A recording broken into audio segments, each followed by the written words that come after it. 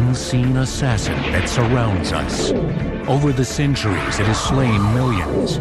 Its mysteries have been studied by shaman and scientist alike. And today, it may hold the key for curing some of mankind's most serious afflictions. Now, Poison on Modern Marvels.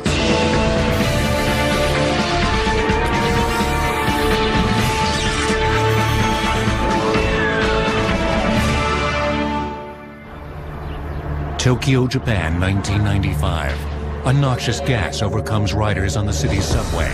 Thousands are panicked, hundreds injured.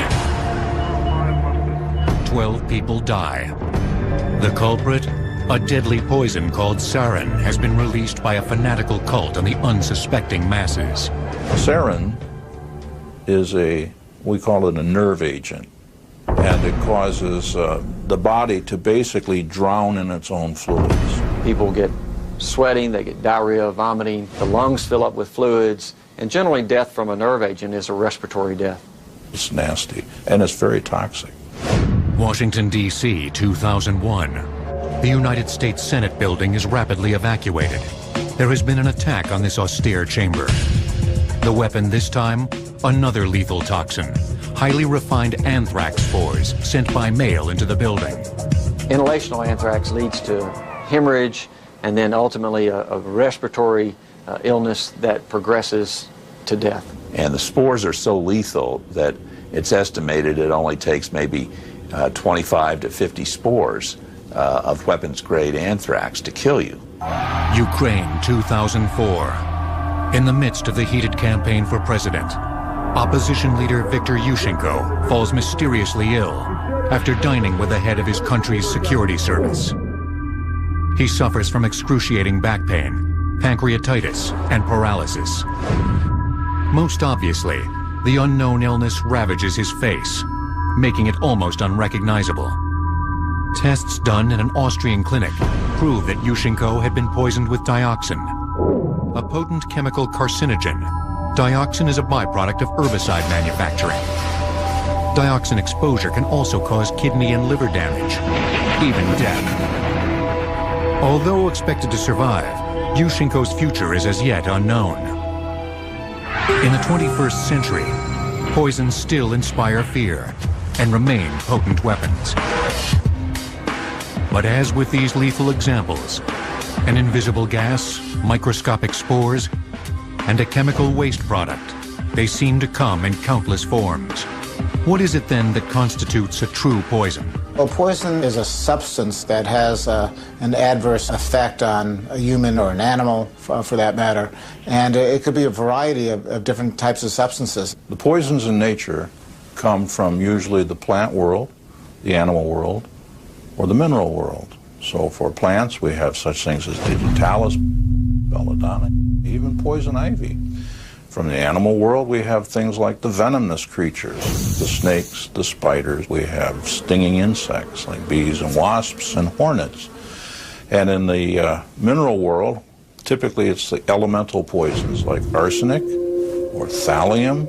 And then we have the chemical elements made by man, which include cyanide and many of the rodenticides. It could be a medication. It could be a gas that's produced like carbon monoxide. The key that defines a poison is the dose. At a certain dose, practically everything can be poisonous. Some toxins require very tiny amounts, such as a botulinum toxin, the most toxic or poisonous substance known to man. Very, very minute amounts can be deadly. But in larger amounts, even table salt, for instance, is poisonous. The lethal actions of poisons can be as wide-ranging as the makeup of the poisons themselves. Poisons can be ingested, they can be inhaled, they can be absorbed through the skin, and once in the body, they can affect, again, different organs or systems. If they work on a tissue level, if they cause destruction of the tissues, then you have effect on the organs. Once the organs start to die, then the person can die. So it's very specific as to the substance and how it acts. Think of the poison molecule as a chemical monkey wrench. We throw it into the human body, it begins to change all of the body chemistry, therefore it has the bad effect. The knowledge and use of poisons goes all the way back to prehistory. Boy, how did man first find the poison? I don't know, except it seems like it must have taken a long time. We have to go back several 100,000 years. Well, ancient societies, clearly relied upon the land. I think over the years, through a lot of experimentation with what was tasty and what was foul tasting, one discovered problems with a variety of substances which caused adverse effects. Our ancestors also witnessed the lethal power of poisons in the animal kingdom, which must have inspired both great fear and curiosity. These toxins are found in the highly evolved fluid called venom. Venom is actually a difficult thing to define, but it's usually made up of a variety of interesting proteins and things that have different physiological effects on what these animals sting or bite. To our ancestors, even the tiniest of venomous animals could deliver painful stings and bites. These are the arthropods, which include insects and spiders. There's about 38,000 different kinds or species of spider in the world. Of those 38,000, there's anywhere from 30 to 40 that are considered potentially dangerous by the World Health Organization. Unlike other arthropods, spiders deliver their venom through biting. They use their mouth parts, which are actually modified appendages, which we refer to as chelicerae, but that are turned into sharp pointed things that we refer to commonly as fangs. The venom of a spider is produced by venom glands. These reservoirs and glands are closely associated with their fangs or their mouthparts just inside their head. When a spider does bite, venom flows through the hollowed out portion of the fang into the prey item, and it's as easy as pie. The spider's close relation, the scorpion, has a vastly different way of envenomating their prey. Scorpions do not inject their venom by biting. They use an additional structure at the end of a long tail called a telson with a nice barb at the end, and we refer to it as a stinger. There's a poison sac associated with that stinger, and they use that tail to bend sort of around and over their body and sting their prey item.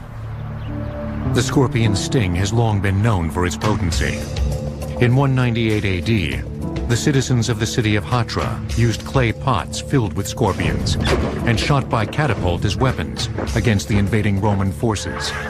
The Romans were driven away by this most unlikely of weapons.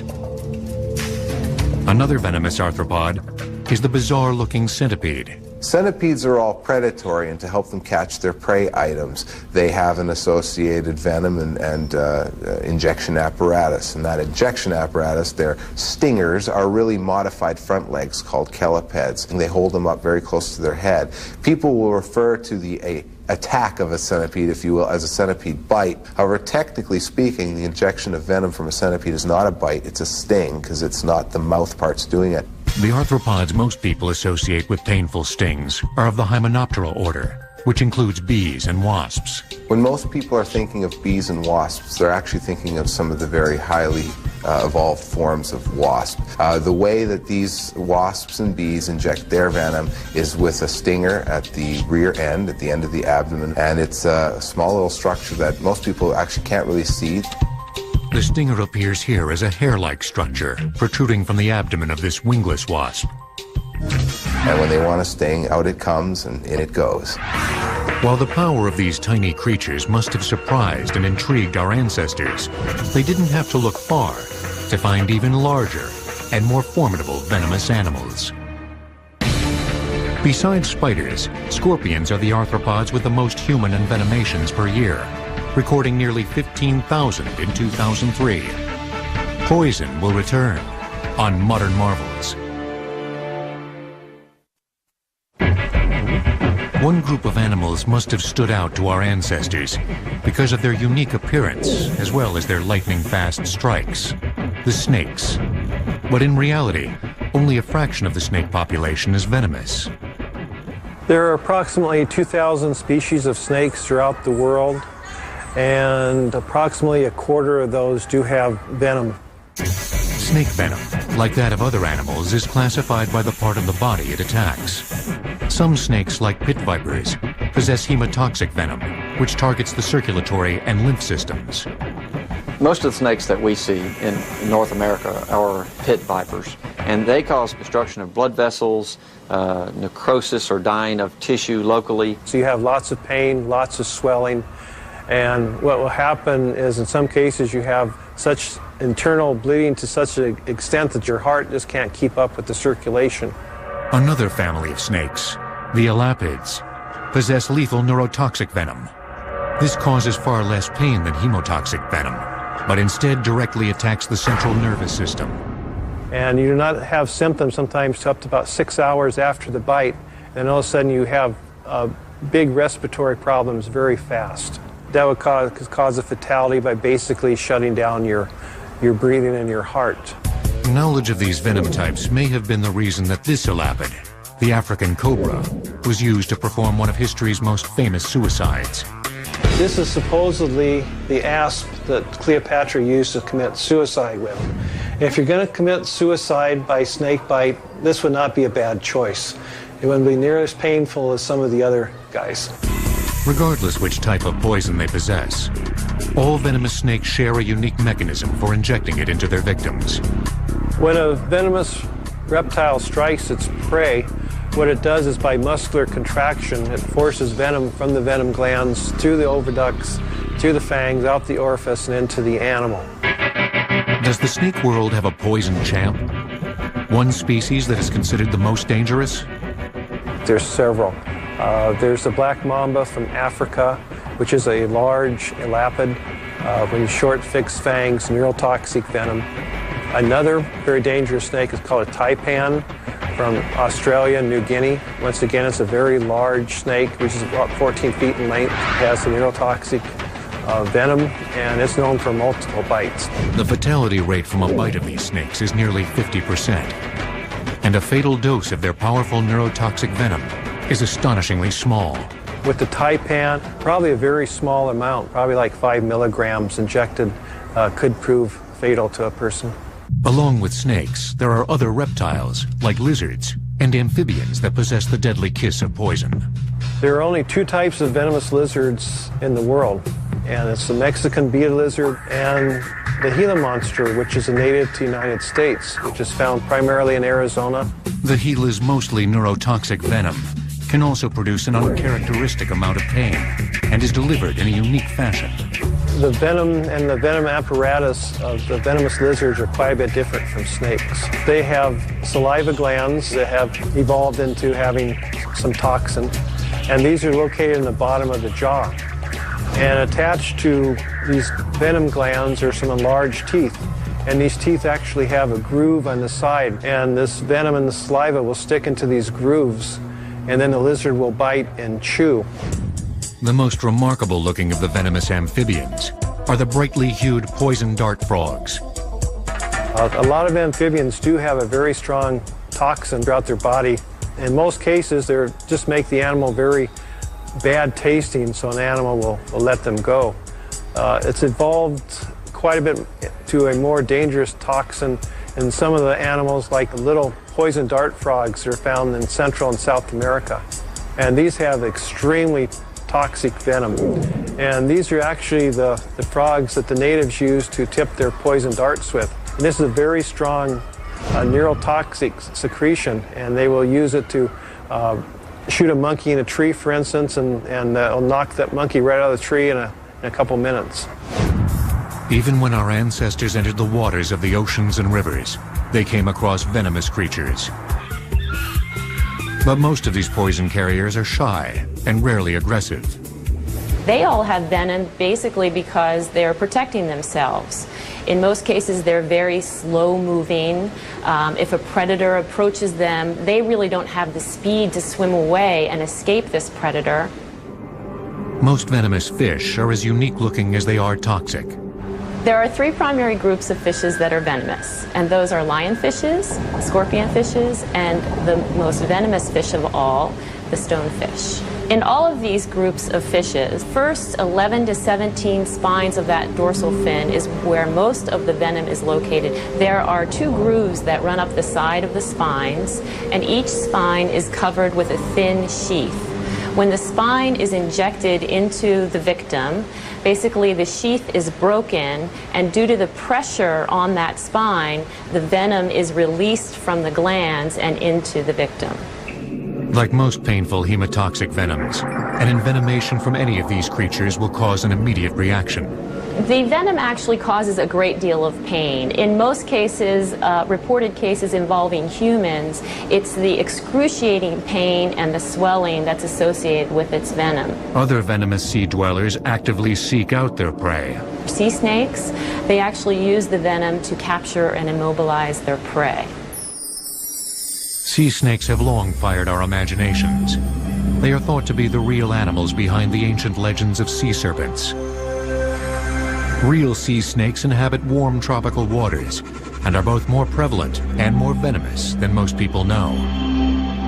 Well, there are about 70 species of sea snakes, and they're all venomous. But all of the sea snakes are rear-fanged, so they have hollow fangs at the back of their jaw that basically they use to inject the venom into their prey. Sea snake venom is among the animal kingdom's most potent. A full envenomation of a sea snake, which is very, very rare, can actually cause the fatality of 3 full-grown humans. So they are potentially fatal. The appearance of the graceful sea jellies belies their highly toxic venom. One thing that is found in all of these animals are stinging cells called nematocysts. And nematocysts are like small pockets that have a coiled up barb inside of them. And when the stinging cell, which is found in the tentacles of the sea jellies, comes in contact with a piece of plankton or a small fish, that contact actually releases the barb of the nematocyst and injects the venom into its prey. Our ancestors must have feared the many poison-carrying creatures they encountered on land and in the sea. But that was tempered by our desire to understand and harness the power of these toxins. And learn we did. For as we evolved into social beings, our knowledge and use of poisons also grew, often with fatal results. The world's most venomous snake is a sea snake known as Hydrophis belcheri, whose venom is considered at least 100 times more potent than any of its land-based cousins. Poison will return on Modern Marvels. No one knows how humans first came to learn about and utilize poisons. But it seems that as soon as we had acquired written language, we wrote about poisons. We find that the very first written records are with the Babylonians, where they're talking about a goddess named Gula, who is the mistress of charms and spells. If we move forward to ancient Egypt, we find a papyrus Ebers. This is an Egyptian document which dates back to approximately 1500 BCE. And this puts together a list of substances that were thought to be poisonous during that day, including some plant extracts such as aconitine and belladonna. Also, some minerals are included like arsenic, and also some animal poisons, particularly the venoms from snakes. A deep interest in poisons continued into the flourishing society of ancient Greece, which would give the study of poisons its name. The word tox, which forms toxicology, intoxication, etc., all comes from the Greek tox, which means arrow. And it's felt that it is tied in to the use by the ancient Greeks of poisons as arrow poisons. Socrates died after being administered a poison hemlock, and this was how the Greeks administered their capital punishment. Poison hemlock, or Conium maculatum, was a plant well known to the ancient Greeks. It contains dangerous alkaloids that affect the central nervous system. In the right concentration, symptoms like muscle weakness will start within 20 minutes. But it probably took Socrates a few hours to die when the hemlock finally stopped his heart. The Greeks and their contemporaries also had a desire to find something that could overcome a poison's deadly objective. Mithridates. Now, there is a man who knew his toxicology. He was the king of Pontus. He took small doses of poisons himself every day, hoping that he would build up a resistance to them. He was one of the first to look for that universal antidote, but ultimately he succumbed to the effects of some of these magical potions himself and died. It would be under another ancient empire that the trade of poisoning for profit first began to flourish. It is in ancient Rome that we begin to see a lot of murder happening at very high social circles. There were people who were actually hired to poison others, and one of the most infamous examples was Locusta. Oh, Locusta. She was Nero's favorite poisoner. Eventually, he was involved with her in the murder of his brother Britannicus, who was a competitor for the throne. So Locusta was the secret ninja hitter of ancient Rome, and she was the master of all the knowledge of poisoning. Because of the rampant use of poisons, Roman aristocrats began a tradition that would continue for hundreds of years: food tasters. If these ill-fated servants lived after tasting the food, their masters could then indulge. With the fall of the Roman Empire and the onset of the Dark Ages, early scientific knowledge of poisons was virtually lost. But the advent of the Renaissance brought back the use of poisons with a vengeance. It was during this period that poisoning was rampant, and poisoners for hire were very commonplace. In fact, in Venice in the 16th century, they had the so-called Council of Ten, who were essentially a syndicate offering their poisoning services to those who would hire them. And they would put out a price list. If you want to get rid of the Duke, it would cost you this much, or the Pope this much, etc. Well, some authors and historians have called this group the Italian school of poisoner. We also have other poisoners in Rome, like aqua tofana being sold by Madame Tofana. It was a water solution of arsenic who was being sold in small bottles, and she would sell it to women to go home and give to their husband with their dinner. And of course, then the husband would die, the woman would get the inheritance and move on. Madame Tofana made arsenic her favorite tool, probably because it was so difficult to detect. Arsenic is a real notorious and infamous poison because it had been used literally for hundreds of years as a poison of choice for someone who wanted to knock off another individual. Arsenic is tasteless and odorless and was really an ideal poison. Arsenic is an elemental metal. Mined from the earth, it has been used over the centuries in making ceramics, paint, and textiles. As a poison, it can present a confusing range of symptoms.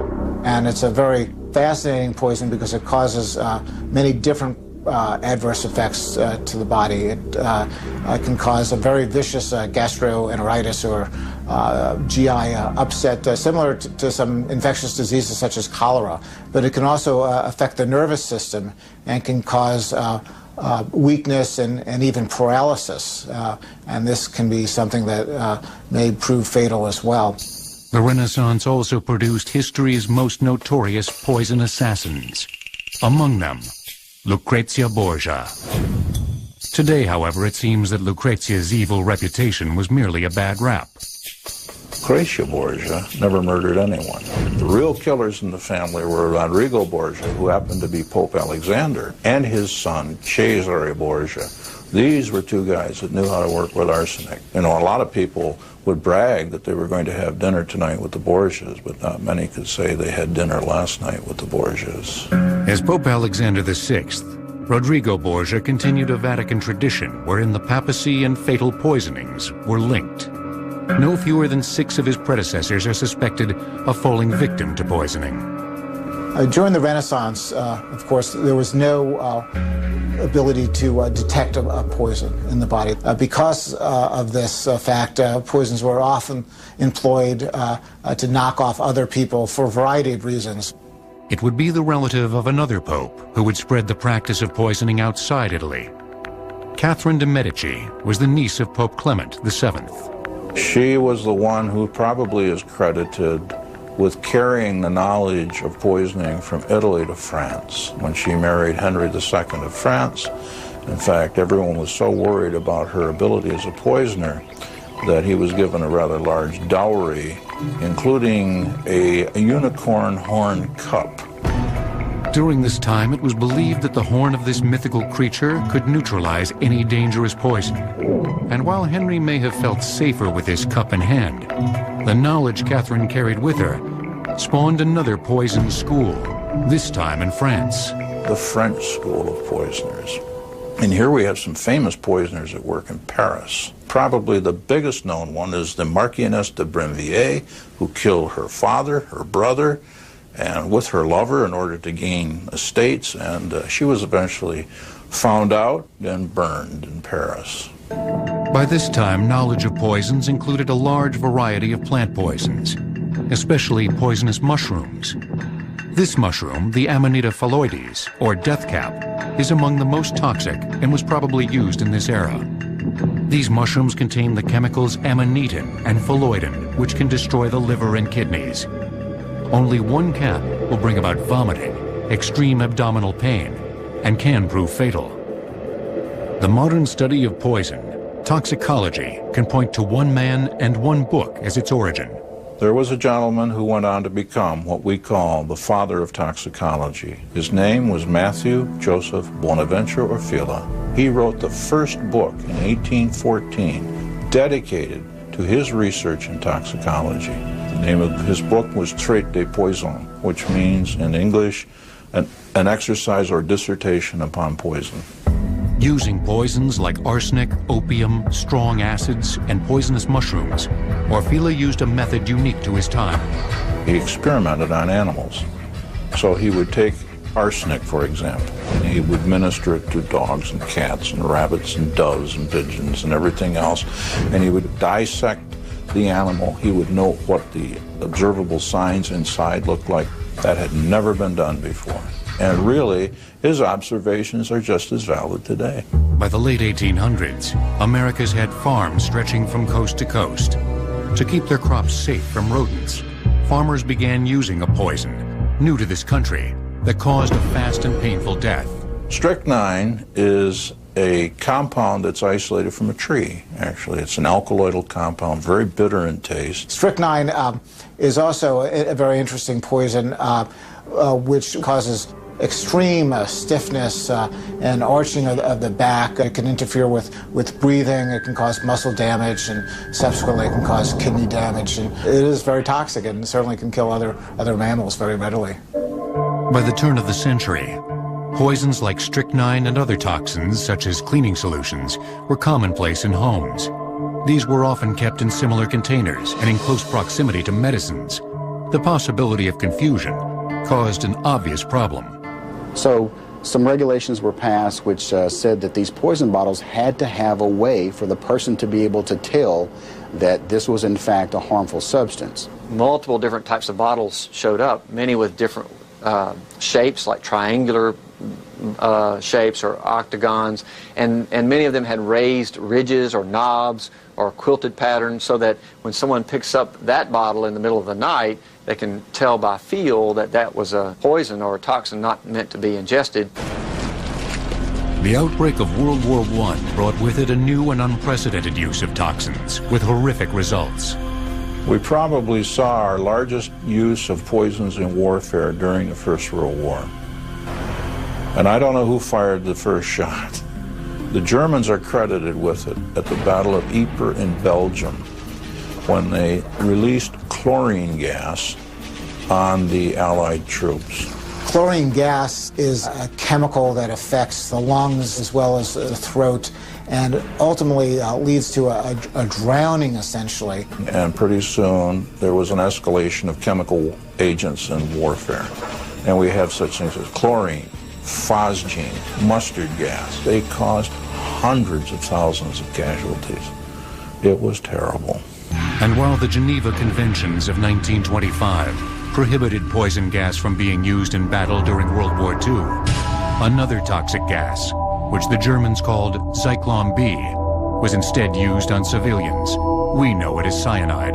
Cyanide is not easily found, and it's not like you go to the cyanide mine and mine it like you do gold or arsenic or something like that. It's a compound that's created. It's an organic compound. It was used by the Nazis during the Second World War to kill Jews and others in the extermination camps in Germany, and they chose cyanide because it's so lethal.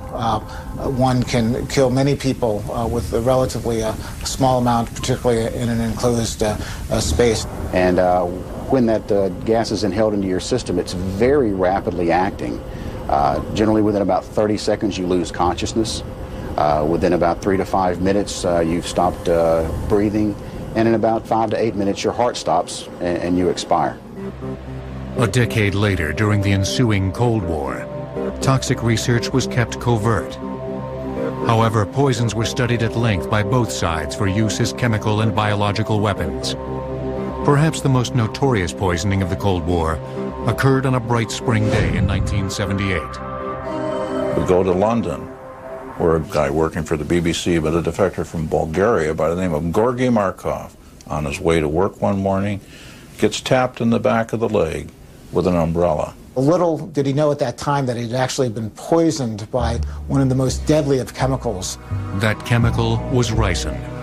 Derived by a simple process from ordinary castor beans, ricin is a fearsome and as yet incurable toxin. Ricin can cause necrosis, cell death, damage to the organs like the liver, the kidneys, the spleen. It doesn't take much to cause death.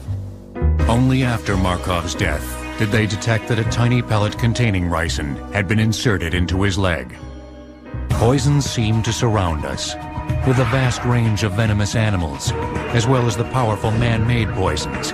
It was inevitable that science and medicine would form an alliance to control this deadly array. Nicotine, with a 45 milligram lethal dose, was actually more poisonous than arsenic, which has a lethal dose of 200 milligrams. Poison will return on Modern Marvels. During the 1940s, World War II raged across 3 continents. The war also spawned many scientific innovations, some of which carried an unforeseen price tag.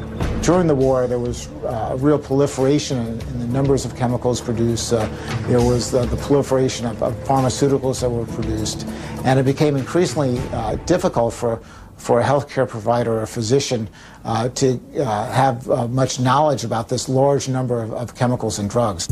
During this time, one man saw the need for a new agency, dedicated to controlling the dangers of all these new toxins.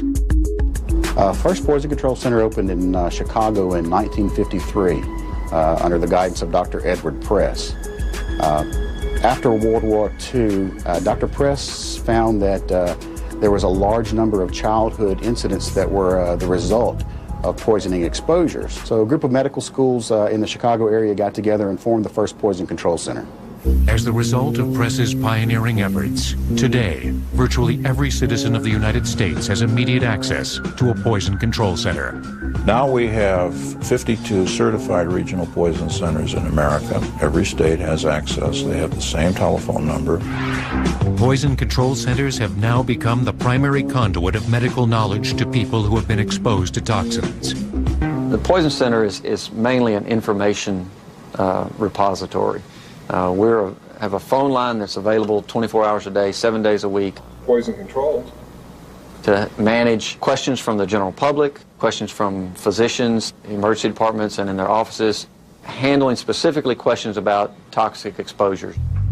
The calls received by the poison control centers have a diversity limited only by the numerous poisons people can come into contact with. In the home setting, you can find many toxic products unsecured under people's sinks, in their bathrooms, their laundry rooms, their storage buildings and rooms outside. Those can range from drain cleaners, floor cleaning products, furniture polishes with petroleum distillates, laundry products. Outside we find car automotive products, wheel cleaners, antifreeze. We have herbicides, insecticides, many products which can be highly toxic. The sheer volume of calls received only underscores just how much the Poison Control Center's hard work is needed. Nationally, The Association of Poison Control Centers last year received almost 2.4 million exposure calls collectively. A preponderance of those calls involves the most innocent of victims. Typical patient, 50% of the time, is heavily weighted on little kids that are into getting, things they find left out on the counter or under the kitchen sink. Now, generally a child will ingest only a small amount, a lick, taste, sip of any particular substance. That's not to say that there aren't substances that can cause significant injury in very small ingestions. Acid products, drain cleaners that contain corrosives, petroleum distillates that you can find in many products like furniture polishes. Those are things that in even a smaller dose can cause very significant harm or damage. Despite the advances in poison control, very few actual poison antidotes are yet available. There's not antidotes to most poisons. In most of the ingestions and exposures that we see, the therapy is just very supportive care. There are only about 5 antidotes that are going to make a life and death difference in that victim. And that's for carbon monoxide, for cyanide, for the opium kinds of products, narcotics. We have antidotes for toxic alcohols like antifreeze and methanol. We also have an antidote kit for the chemical nerve agents. But the greatest number of specific antidotes are for animal envenomation. These anti-venoms have been made in the same manner since their inception in the 1900s. The anti-venom is actually made from horse serum in most cases. And what they will do is they will pick a certain type of venom and they will inject a horse a little at a time and slowly build up that horse's immunity. Then they will go ahead and use that horse's blood as the basis for the anti-venin. New antivenoms now being made from sheep serum are polyvalent, meaning that they can provide immunity from the venom of many different species at once. So they will inject several different type of venoms and build up immunity to those different type of snakes, and that's what will be injected into the person. The future of the poison control centers involves strengthening their current role as a repository of information about toxins, as well as finding better ways of dispensing what they know.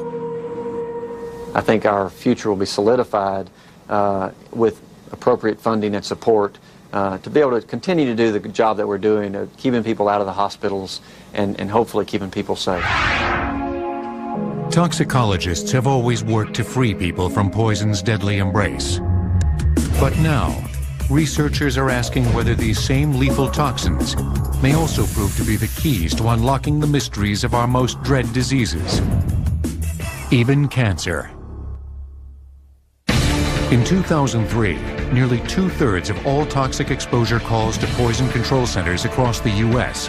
were for people 19 years old and younger. Poison will return on Modern Marvels. The road ahead in the realm of poison, like the ancient god Janus, could have 2 very distinct faces. One is the chilling bio and chemical terror potential in this post-9/11 environment. Well, today, it doesn't take very much knowledge, chemistry knowledge, to develop biological warfare agents, such as anthrax or ricin, or even chemical agents such as sarin, phosgene gases. And it's basically someone could mix some of these biological warfare agents in their bathtub if they wanted to. In many cases, these are things that you can get your hands on every day. And they are often referred to, because of that, as the poor man's atom bomb. The first step in combating potential future bioterror threats has already begun. And the federal government, through an act of Congress called Project BioShield, is now beginning to fund research to try to develop vaccines. So now research dollars are going into trying to develop countermeasures against all these potential biological warfare or chemical warfare agents. But poisons have also recently gained another, more positive face. Science has found that some of the most deadly toxins, when controlled, can have remarkable healing powers. For example, botulism. Botulism is a toxin derived from a bacteria, the Clostridium botulinum. The reason why it's so concerning to the federal government is that it's the most potent lethal substance known to man. In a very small nanogram amounts can cause toxicity and death in a human. It stops the nerves from transmitting signals to our skeletal muscles so they don't contract. And this becomes important when you get to the muscles for breathing, the diaphragm. When that stops contracting, you don't breathe. And of course, when you don't breathe, that's not conducive to good living. But now the power of this most deadly of poisons has been harnessed. Botox is made from a type of bacteria called Clostridium botulinum. It's the same bacteria that causes botulism or food poisoning. The bacteria itself has been under scientific study since the late 1800s, when it was determined that people who got sick from eating poorly processed food were actually ingesting a powerful poison. In the 1950s, ophthalmologists became interested in using the toxin to treat eye muscle disorders. Word has it that a husband and wife team in Vancouver noticed that when the eye muscle problems were being treated, that as a side observation, that the wrinkling between the eyebrows seemed to reduce. And so the light bulb goes on that there may be some other usages for the botulinum toxin. In 2002, the FDA approved Botox to reduce wrinkling on the forehead. The bacteria grown in a confined laboratory setting is harvested, the bacteria is killed, and a small protein fraction of the wall of the bacteria is used to make Botox. Well, what we're trying to do with the effect of Botox is to have the small protein molecule in the injection interfere between the nerve and the muscle communication. It's very simple. You're cutting the telephone line. But Botox's future may involve more than just making wrinkles disappear. There have been reports in a number of specialties, and I've done with Botox for various reasons, all the way from muscle spasm in the neck to esophageal dysfunction in the GI tract. There's some urologic, bladder, prostate issues that can be treated with Botox. So I think the reports are well over 200 different arenas that Botox has function in. The prognosis for Botox in general is pretty much unending. Medical researchers are now looking closely at other poisons, especially animal venoms. Recently, venom from one species of snake, the southern copperhead, has shown remarkable abilities as a potential cancer fighter. Of all the many complex proteins found in this venom, one is unique. Snake venom is a mixture of maybe 50 or more proteins. Of those 50, this one protein, contortristatin, has the activity as an anti-tumor agent. Making a logical leap, researchers began exploring this protein's anti-cancer properties. There had been some earlier work done by a group at a hospital in Philadelphia suggesting that there were in snake venoms some sort of component that inhibited platelet aggregation, and since cancer cells have very similar proteins on their surface to those that are on the surface of platelets, we reasoned that, well, maybe this protein would have an effect on tumors, tumor spread, tumor invasion, tumor adhesion to surfaces. So we thought it might have both an anti-tumor and also an anti-angiogenic effect, and actually this is what we found out to be the case. So far, the studies have revealed that contortristatin has a dramatic potential.